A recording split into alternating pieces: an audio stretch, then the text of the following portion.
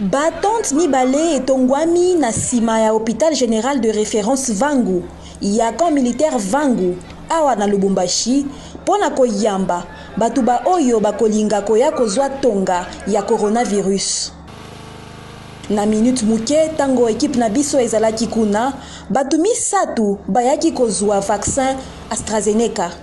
Bango nyonso tu baza basoda mpe bakozala na mbula tuku mitano koleka.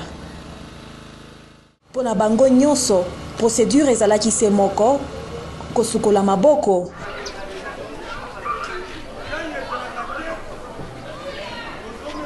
kozwa température, kopema mwa muke liboso ya kozwa tonga. Na suka ya nyonso bazwi carte ya vaccination yango nde bakopresente mukolo mwa deuxième dose. Ilika ndenge malamu heureuse ndenge ile kakati. Je me suis vacciné alors nazonginda. Anaweza kama hapa vraiment parce que biloko zibana bamina biso so vraiment kwa mwenenge nini. Kama ndenge te nakamute na yika na volonté na ndenge zuma na ba radio na ba télévision ba tout ça. Moi si je vais donner la volonté na yeba salinga ici. Oui, le 20 août. Il faut nous engager. Docteur capitaine André Kabouya, Mukolo Centre, abengi bato baya ebele kozwa vaccin AstraZeneca. Bato bazo continuer koya, tozo invité ba oyo nyonso baza na ndako.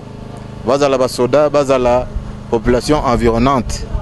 Baya parce que totie et na kati ya hôpital na biso centre de vaccination. Site de vaccination plutôt na camp Vangu.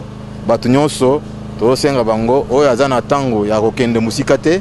Aza voisin à l'hôpital, aya ko se faire vacciner dans de bonnes conditions.